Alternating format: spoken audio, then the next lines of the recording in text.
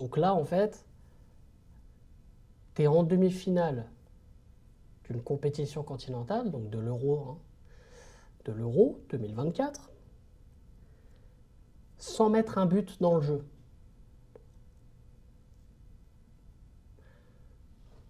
Donnez directement la compétition à Deschamps, là.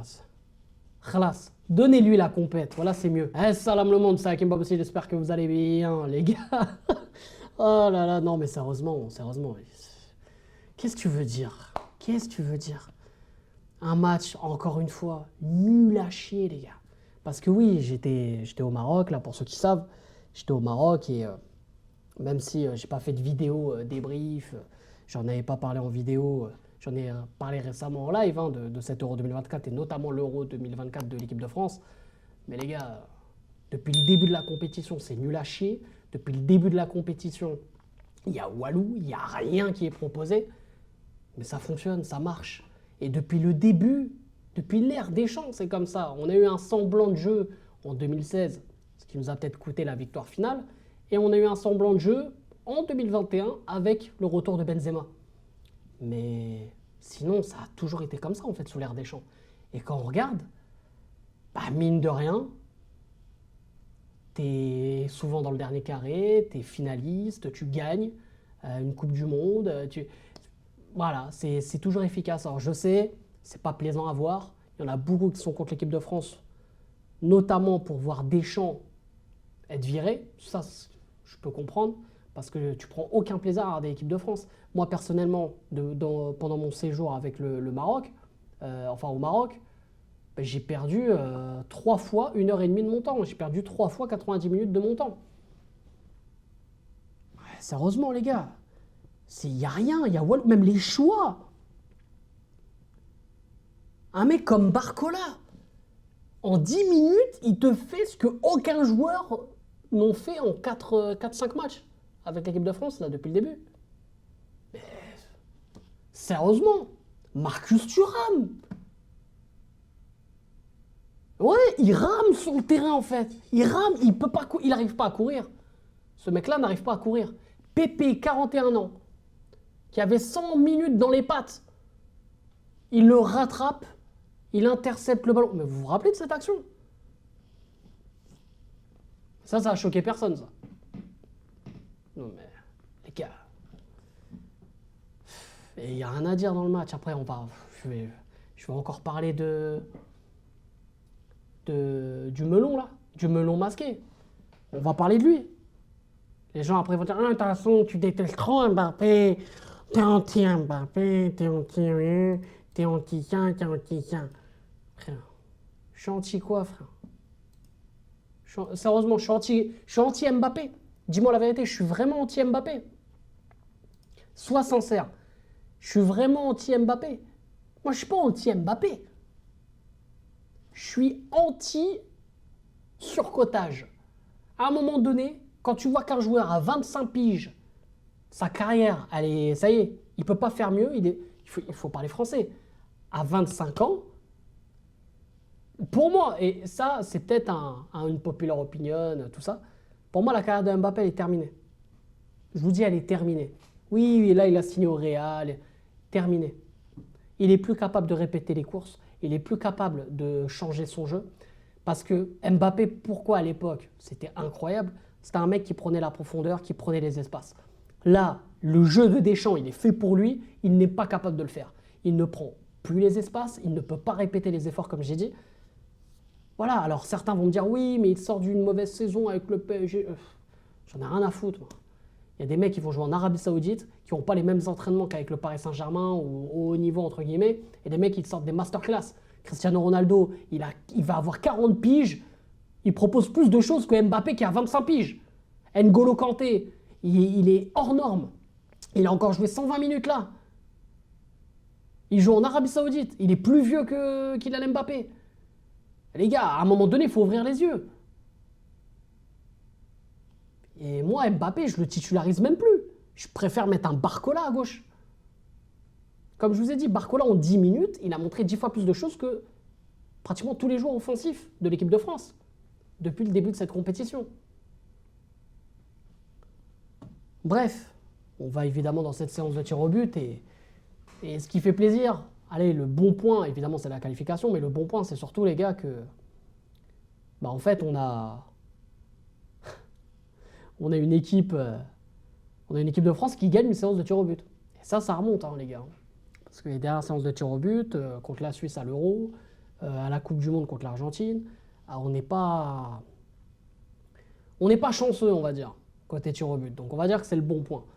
Mais les gars, quand même, là, on voit une équipe de France qui va aller en demi-finale contre l'Espagne, hein, qui a éliminé l'Allemagne, là. Il faut qu'on en parle aussi de l'Espagne, qui est monstrueuse depuis le début de cette compétition, qui est sur un sans faute, après être sorti de la poule de la mort. Ils sont dans le côté tableau de la mort aussi, parce que tu dois éliminer, bon ok, ils ont eu la Géorgie en 8e, ok, ils ont fait le taf, mais derrière, tu as l'Allemagne, et derrière encore, tu as l'équipe de France, qui est sur le papier, voilà, même si ce n'est pas une équipe monstrueuse, mais voilà, tu as quand même des gros. L'Espagne, le petit bémol, c'est que Carvajal est suspendu. Si je ne me trompe pas, il y a Lenormand, le défenseur franco-hispanique, qui est suspendu aussi. Pedri qui est blessé. Voilà, ça va être peut-être les petits avantages pour l'équipe de France. Mais après, mis à part ça, j'ai envie de les voir, moi, les duels Lamine Yamal, Hernandez et Williams face à Koundé. J'ai envie de les voir, ces duels, moi. Ah ouais, je pense que je vais me régaler, hein. Après, le jeu de l'Espagne, les gars, pour moi, est favorable à l'équipe de France. Parce qu'on sait que l'équipe de France laisse le ballon et que l'équipe de France va contrer. Donc, bon, on en parlera dans une prochaine vidéo. Mais tout ça pour dire que, pour revenir sur cette rencontre, encore une fois, on a eu du vide.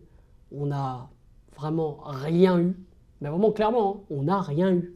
Dans ce match, on n'a rien eu. Je ne peux même pas vous dire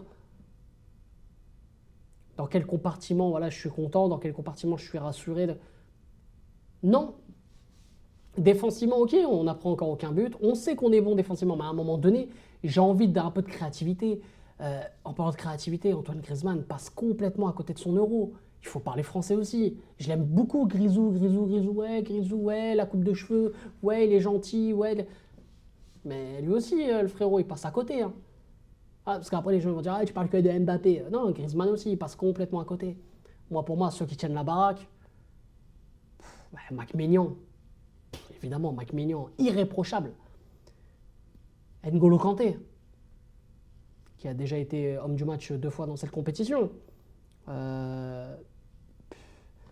Et je vais te dire, Adrien Rabiot, il n'a pas été mauvais aussi dans cette compétition. Aujourd'hui, il a été suspendu. Mais Saliba aussi, Saliba qui confirme bien, là, ça y est, son poste de titulaire en équipe de France et surtout qui confirme tout simplement ses bonnes performances en Première Ligue. 2 saisons de suite qui est dans le top 4 des défenseurs de Première Ligue. C'est pas anodin. Donc voilà.